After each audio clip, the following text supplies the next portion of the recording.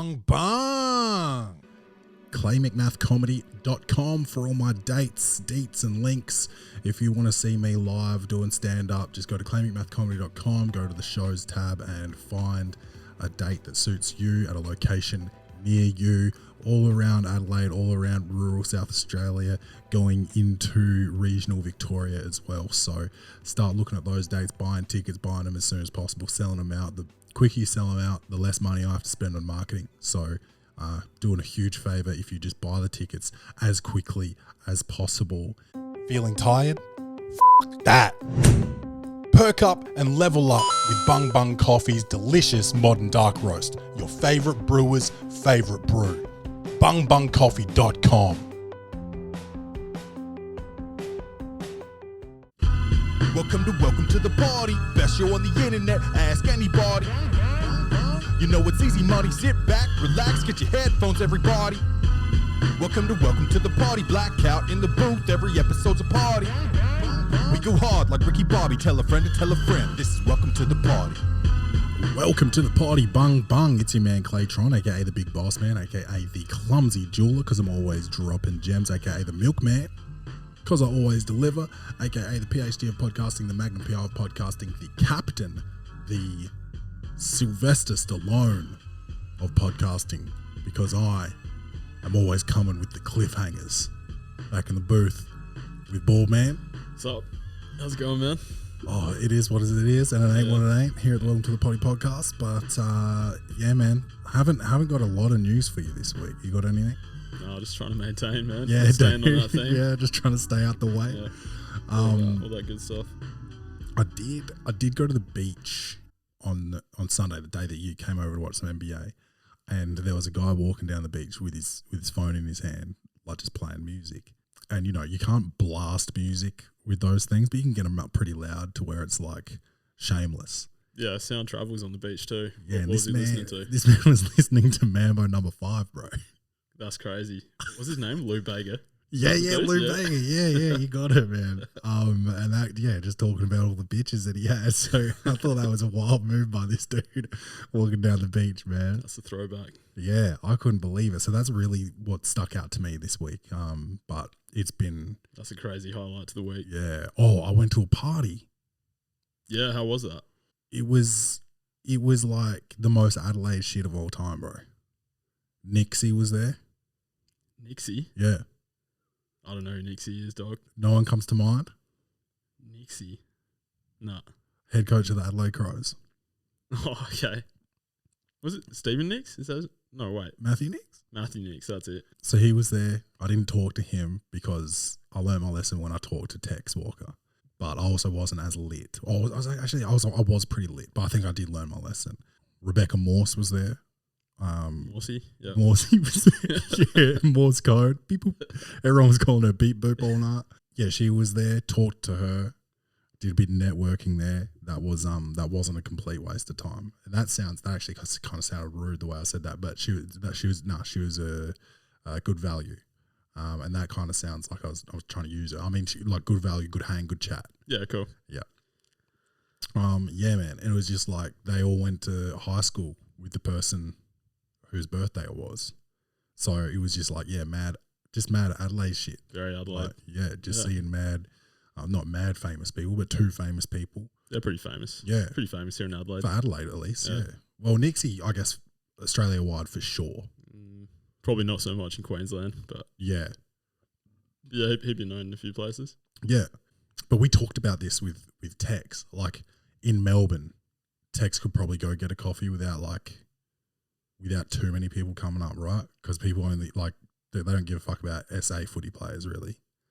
But if he goes to get a coffee in Adelaide, like, someone's probably going to approach him. Oh, multiple people. Yeah. Yeah. Coaches in general. I think maybe NBA coaches is different. Like Doc Rivers is getting approached. Yeah. Pop's getting approached. Do you think Adrian Griffin gets approached? Not now. Can we talk about this whole situation for a second? Like Doc Rivers stepping into his job. Doc Rivers has been there for 5 games. And taking all the credit. Well, how can he be taking credit when you're 1-4 since you got there? You're basically taking them under 500. This guy had the 30-13, I think he was, got fired. The best record in the East, I think it's pretty crazy that he's the all-star coach now. Yeah. And there needs to be a change to the rules. And he said like, oh, I'm going to give my all-star ring and my all-star bonus to Adrian. It's like, that's the least you do. Give that man his job back. Yeah. You should give that motherfucker at least, a quarter of your salary, man. Like, he did a better job than you. You are 1-4 with the same team. If they don't go on to win this, what happened with Doc Rivers? Like, do you know if his deal's multi-year? Not that matters. I've got no idea what his deal is. I know his deal is that he can't not coach under pressure. I know that. I know he won 1 finals and everyone thinks he's a generational talent as a coach. You won 1 finals with the first ever super team. How about that? Yeah. And then you went on and lost everything since then. Yeah, you've been back. Broken so many losing records, hasn't he? And he keeps going back with all these stacked teams. And it's like, yeah, you're supposed to be there and he still can't win. Mm. So I hey, respect to Doc Rivers or whatever, but he managed talent once. He did it once. And he gets so much props as a coach, man. He gets good records. I find win-loss records until it comes to the playoffs. Or his team's always good. Or until he gets to the Milwaukee Bucks and he's 1-4. That'll be right, man. That'll be right. They'll sort this shit out. But I just don't think he's a playoff coach. Yeah. And I think history's telling us all that. He's got 1 championship. He set himself up for failure, man, because this Milwaukee Bucks team ain't it. So you don't reckon they're coming out of the East? Coming out of the East is the Boston Celtics. And coming out of the West is the Denver Nuggets. Until further notice. You cannot tell me anyone else coming out of either conference. I think I'm more sure about the Nuggets than Boston, but we'll see. You believe in Milwaukee a little bit. You got some. Well, I don't know, man. Kristaps is just so injury prone, and I feel like he's such a big part of what Boston's been doing this year. Yeah, and I hope he stays healthy. I don't want to see anyone. Him and Derek White are just fucking. They're not the best players on the team because it's JB and JT, but they're the most valuable on the team because they get it done night after night. Whether JB or JT get it done that night, those two are getting it done, and so they can have a bad game and fall back onto those two. Yeah, it's a solid supporting cast they got there. Oh, it's crazy. It's not the deepest bench, which is a concern in playoffs, especially if you do make it out and get up to Denver, who do have a deeper bench, but that 7-man rotation is elite. Yeah, I mean they've still got a few hours left to deepen that bench, I guess. When is the trade deadline today? I think it's today, America time. Yeah, midnight. So midnight on the 8th. Something could happen. Yeah, listeners will know everything that's happened by the time they hear this. Yeah. The window's open as we speak. We're in limbo. It hasn't really been too many big trades yet. You should open up a window just in case something happens. Breaking news, even though it won't be breaking news when the episode drops. Maybe if there is breaking news, I can put a clip out. All right, keep an eye on it. Comedy, action, or horror. Will this movie win an Oscar? Set design, directing, acting, lighting, or costumes. This segment is Clay's Reviews. All right, you picked it. Yeah, my bad. Well, no, you didn't pick it. No, I did. Oh, you did? So because we were doing romance films, I thought I'll let Hannah choose for me this week, and she chose 2 films, but I think you've reviewed them already. So then I just made a decision at work. I just jumped on Netflix on my phone, typed in romance, and sent you the first movie that popped up. Yeah, Purple Hearts, man. Yeah.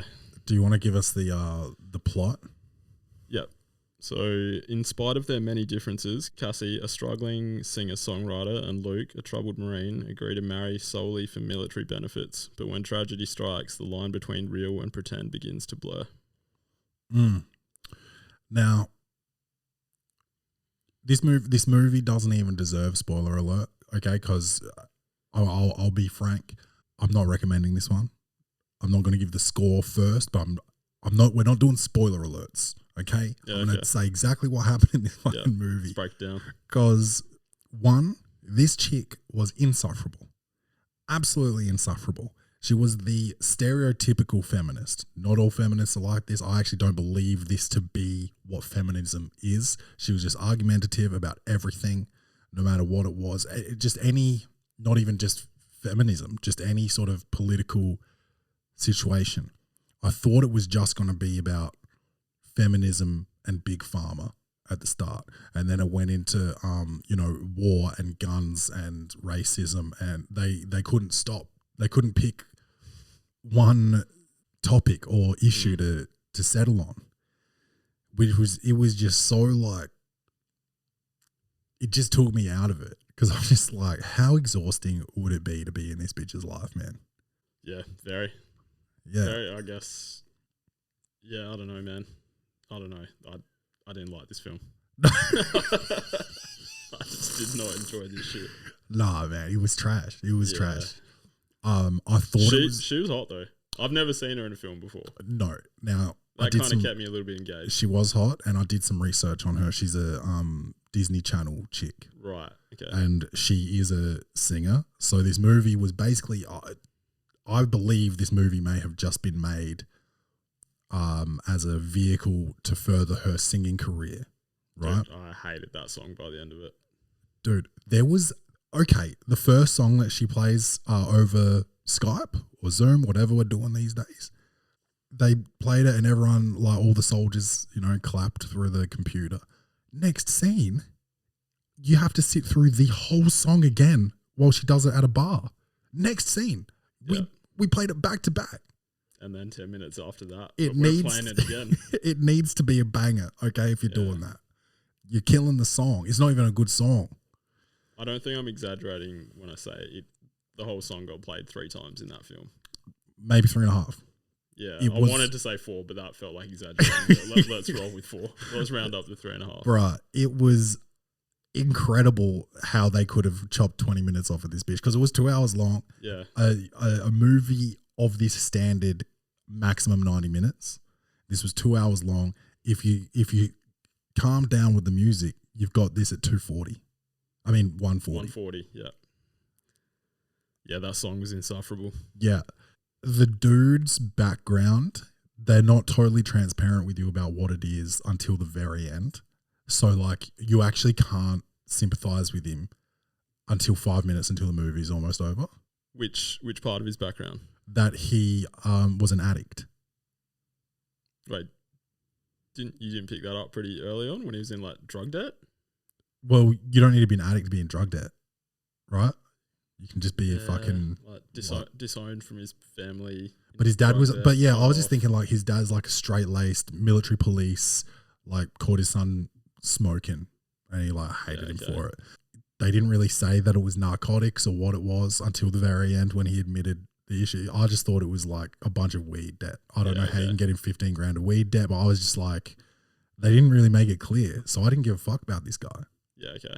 He was handsome. He looked like the Greek Shao. Shout out.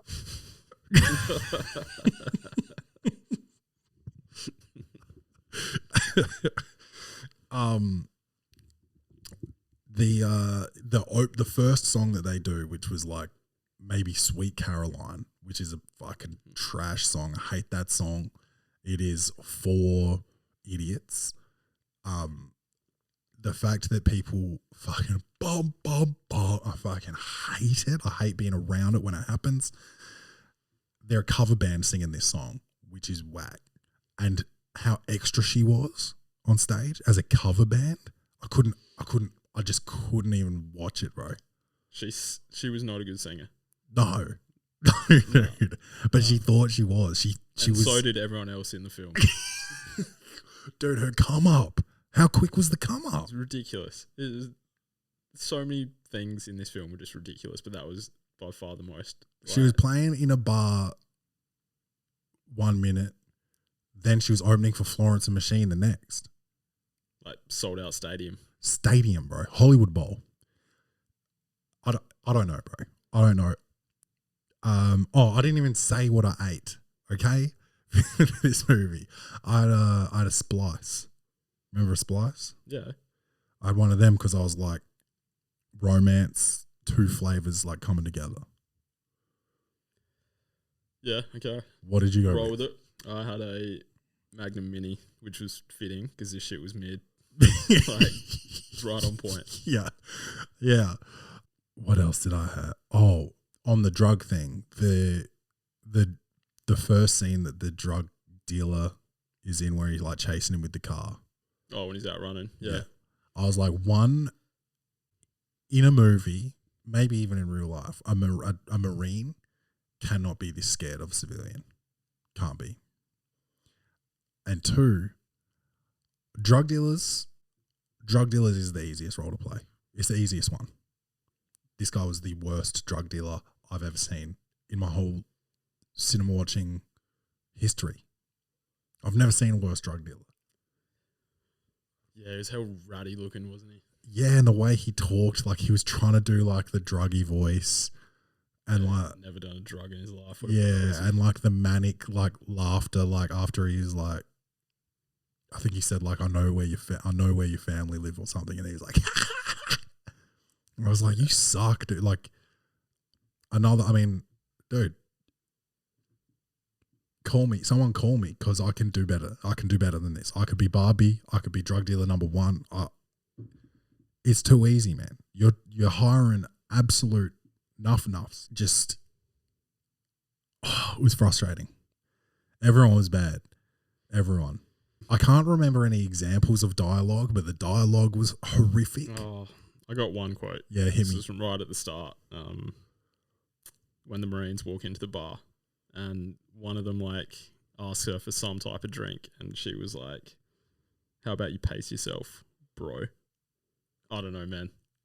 That just set it off for me. At the start of the film, I was like, this film's going to fucking suck. That line sucks. This is all so cheesy.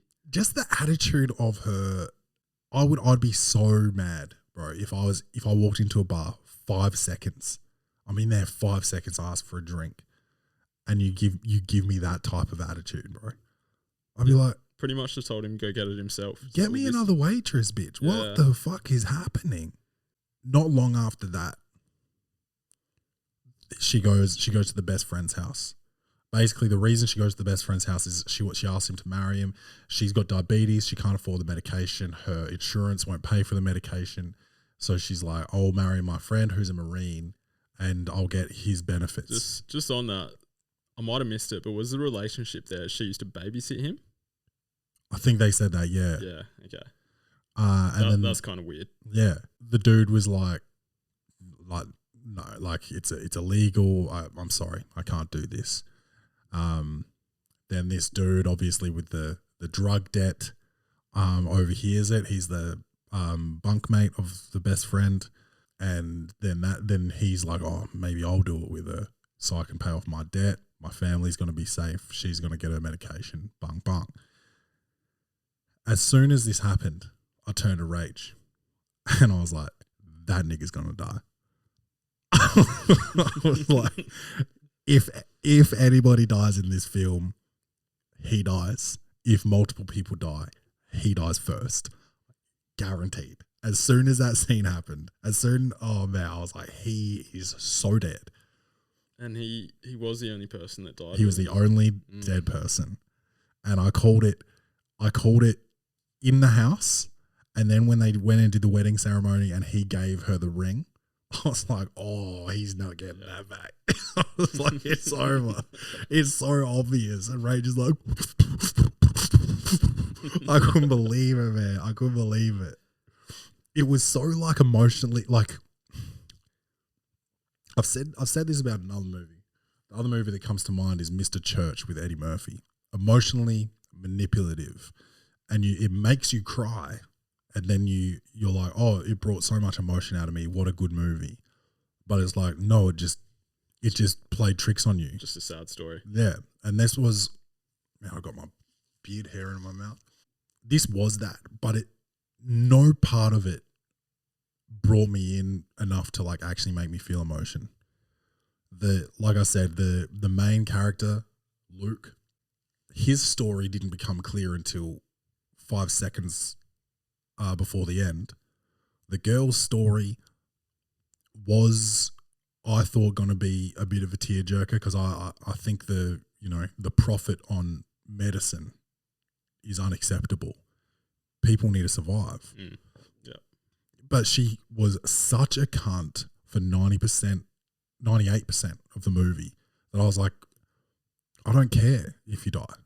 Like, I hope you can't afford your medicine. Like, it just, you need to give me something as the main character for me to invest in you. But you're just like pushing everyone away, including the audience. So how am I supposed to like really care whether you get medicine? I pretty much saw her as like the villain of the film, man. Yeah, it was crazy, and the whole She's like rude to everyone and sucked at singing. Yeah, and the fact that she's like a Disney Channel girl and she's supposed to like this movie seemed like it was like to be her first step into Hollywood, and it's like, but no one's ever going to want to see her in a movie again because she was such a cunt. It was, I don't know, it was so backwards, man. Oh my God, it's so big and strong. Bung Bung Coffee. Big, strong flavour. Competition? I don't think so. bungbungcoffee.com. Get yours.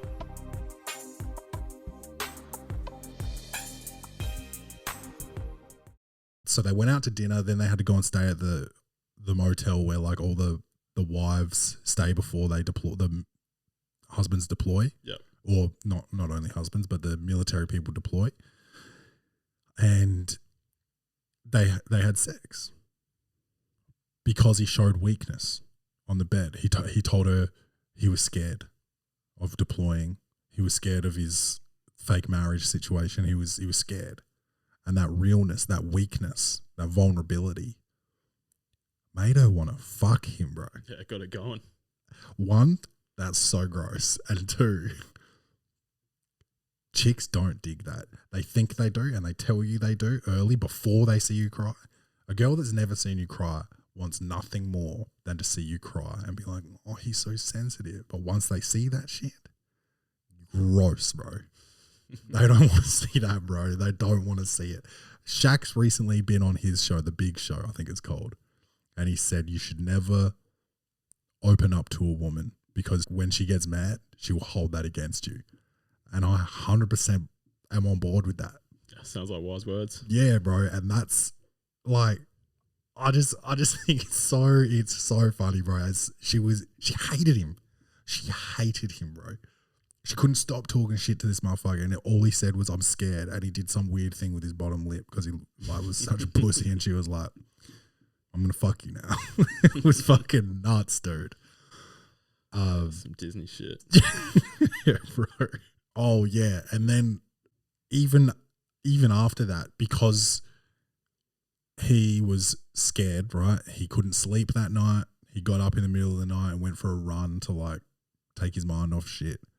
She got mad at him because he didn't want to talk about the night before when she banged him for being a pussy, which is unbelievable. I can't believe this dude's getting pussy for being a pussy. It's unheard of. She gets mad at him, so she hates Duke. He goes to Iraq, and all of a sudden he becomes an inspiration for her whole music career. Every song she writes, he's the muse from this moment. Is just getting her paid, bro. I'm still so mad that she kept getting gigs, dude. But here's the thing that they fail to even explain. She's fully on the come up, getting gigs, sold out shows, sold out bowls, and she's still getting military benefits. Cut the cord. Yeah. I know they had to wait until he got back or whatever to get the divorce, but like, she was still driving that Subi around. Yeah. Not there's anything wrong with Subies, but hers was beat up.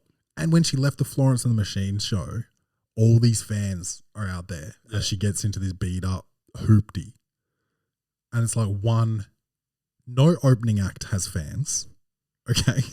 And two, have a bit of respect, man. Because even if you got fans, once you get into that car, you're not Kawhi Leonard, you know? They're not going to give you props for getting into a hoopty. They're going to be like, what's wrong with son?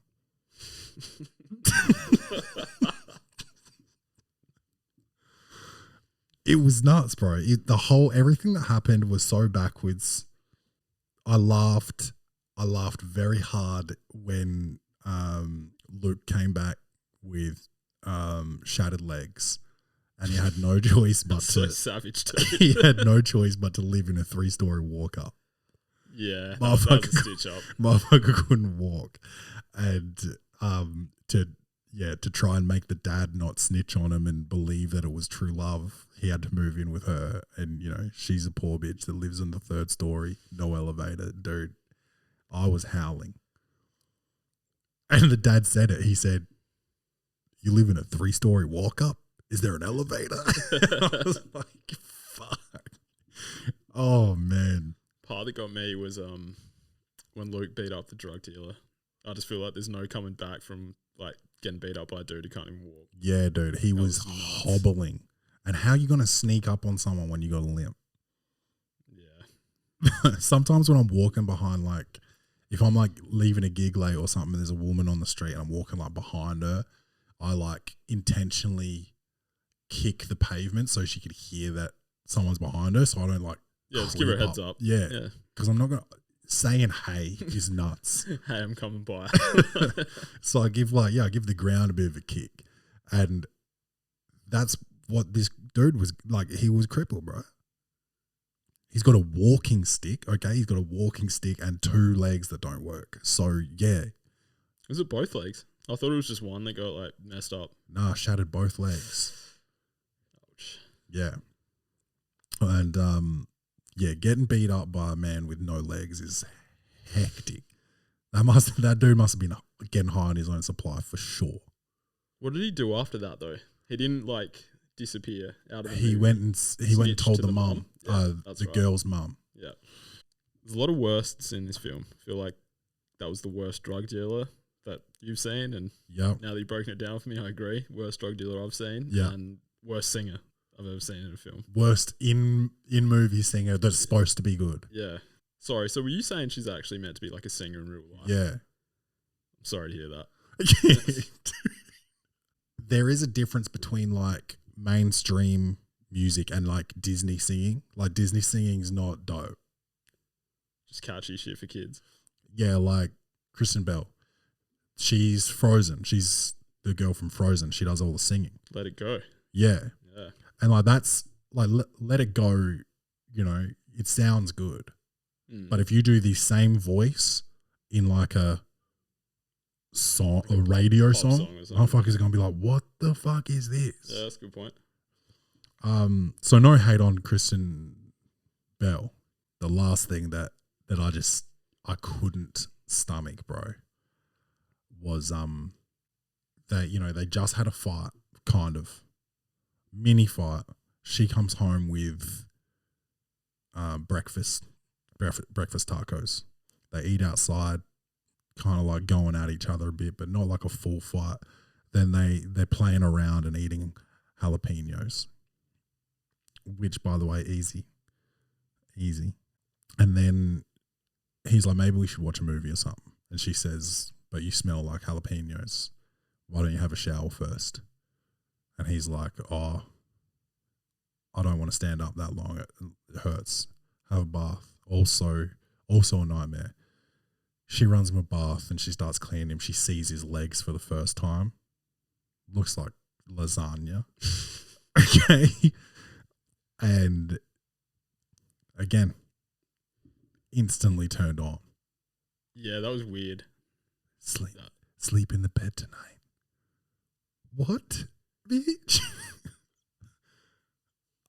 Yeah, that's what got him over the line. Just had to get the legs out. Yeah, dude. Usually when you get the legs out, they got to be like, muscular and functional,